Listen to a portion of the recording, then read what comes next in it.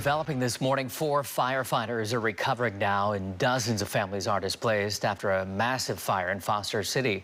KRON 4's Will Tran is there live with the latest this morning. Will? Well, Joey, the fire continues to burn this morning. Before we show you the video from yesterday, I want to tell you this is still very much an active scene.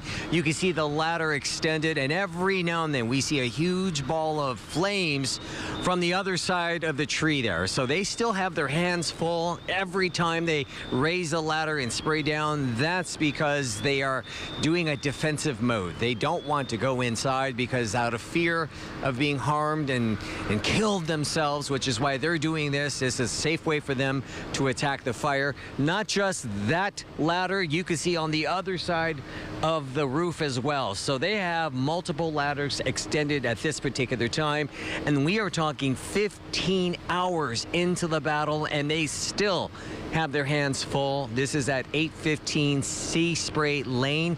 Now let me show you the video. This all started at around 2:30 yesterday afternoon and quickly escalated, where at one point firefighters had to call a mayday, meaning firefighters were in jeopardy of being harmed or killed.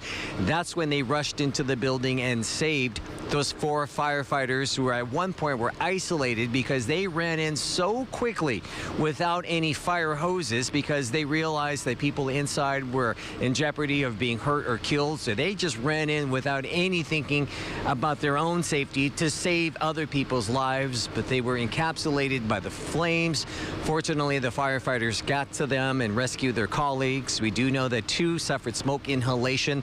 1 received minor burns, but all should recover from their injuries. As far as what happened, we understand that at least 60 people have been evacuated, some on the 3rd floor. So they had to be rescued because flames were outside their doors. So they had to be rescued from the outside going down to the bottom to the street. As far as the cause of the fire, that's still, of course, under investigation. But the good news to pass along, Joey, we are not hearing of any civilians injured.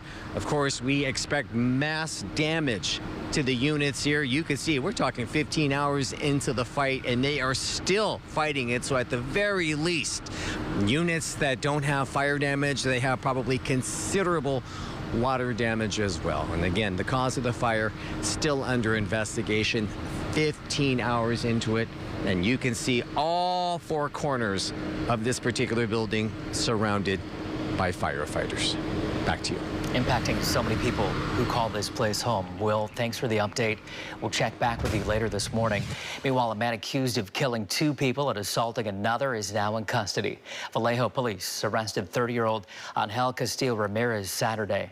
Police say he shot a man, later found at a parking lot on Sonoma Boulevard. The victim did not survive.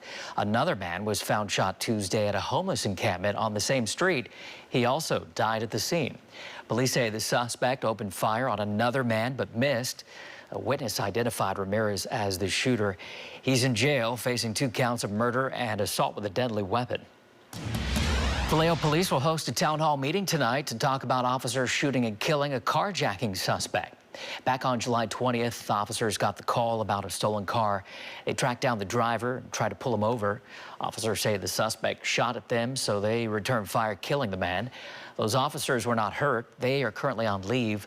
Tonight's town hall meeting is at 6 at Griffin Academy Middle and High Schools. San Francisco police hoping for some new leads from the public to solve a cold case. 36-year-old Philip DiMartino was last seen at a bar in the Castro district in August of 2010. 3 days later, he was found dead inside his home in the DuBose Triangle neighborhood. Police say he was stabbed to death. If you know anything about this case, call San Francisco police. Conditions are improving now for firefighters battling the Feliz fire up in Mendocino County. This wildfire has burned more than 870 acres near Hopland. It's now 30% contained. One CAL FIRE firefighter had been injured, too. KRON 4's Lindsay Ford has the latest.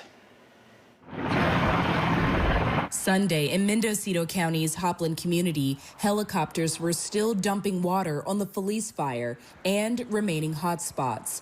Much of the grounds at Saracena Vineyard were left charred by the flames. We've got fire crews that are out there, boots on the ground, putting in some really great work and getting some good fire line. And then we've also got, of course, engines that are out there as well. Sherry Wise, a CAL FIRE public information officer, says about 400 first responders are working to contain the blaze.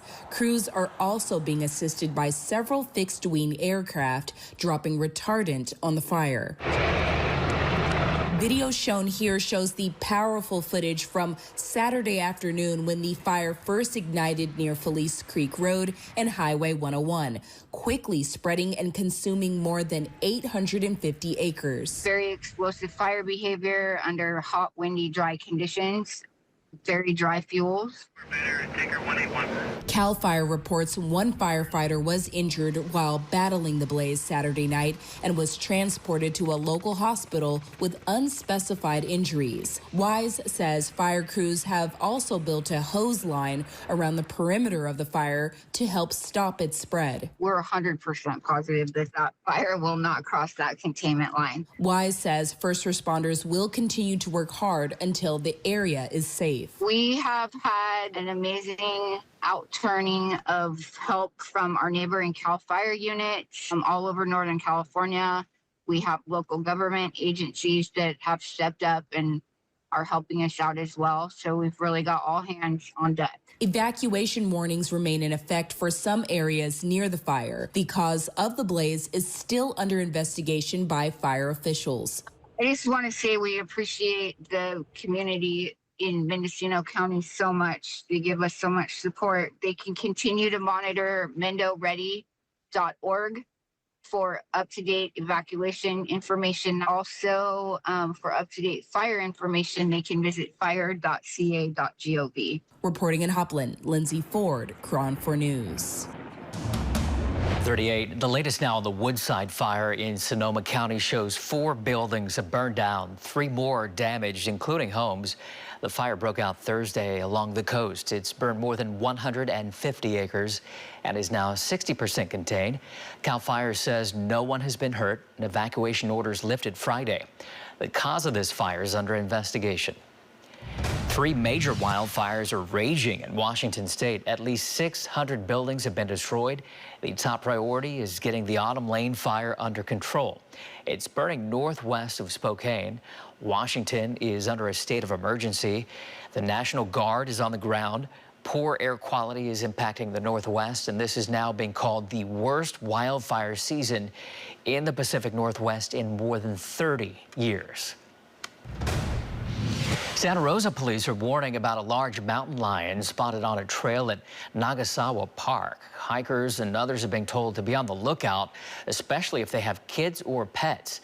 The park and surrounding area serve as a natural habitat for mountain lions. Police say anyone who encounters one should stand their ground. Do not run away. Up next this morning, a downtown San Jose plaza could soon get a new name. How much time residents have left to weigh in. Plus, a disagreement at the White House over whether the president's nominee for Attorney General is the right choice. The concerns from 2 Republican senators.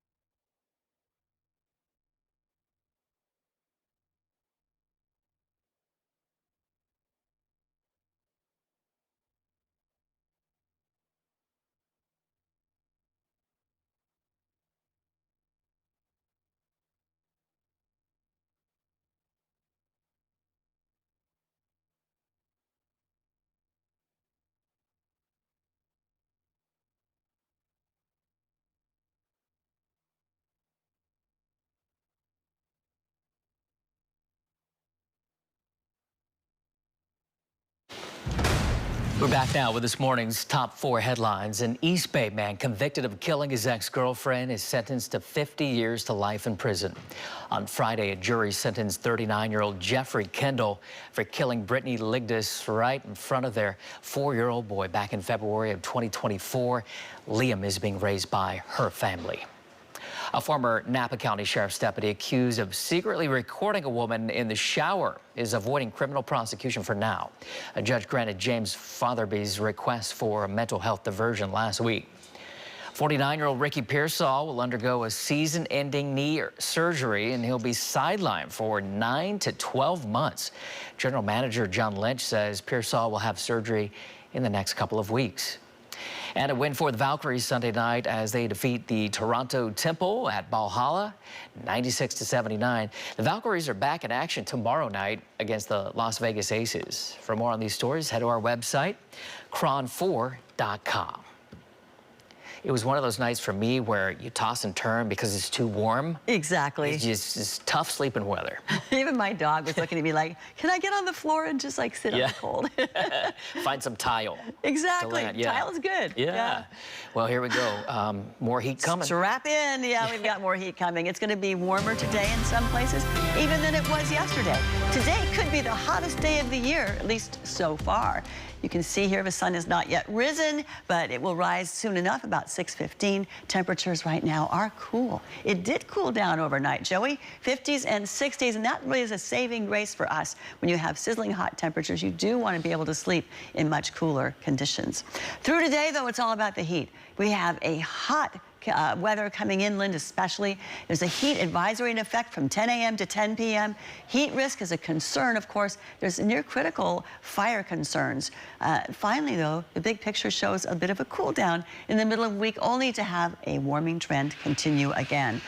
Talk about extreme heat, talk about Southern California. Extreme heat warnings continue there. We have heat advisories through the Central Valley, and for us here in the Bay Area, we have heat advisories also in effect, and that is for the North Bay Hills, East Bay Hills, South Bay Hills, and some of the valleys as well of the East Bay and the South Bay. So get ready for hot weather. Temperatures warmer than normal in San Francisco. Average would be 67 degrees. Today, 73. We're not going to break any records, at least not in San Francisco today, at 86. That was the old record. Here are the temperatures then. We're looking at upper 60s to low 70s in San Francisco. Similar numbers right along the coast, so it's great beach weather. What a nice day to be in Pacifica at 74. We go from upper 60s, South San Francisco, to upper 70s, Burlingame, and then you start to head further south along the Bay shoreline. Redwood City, San Carlos, both 86 degrees.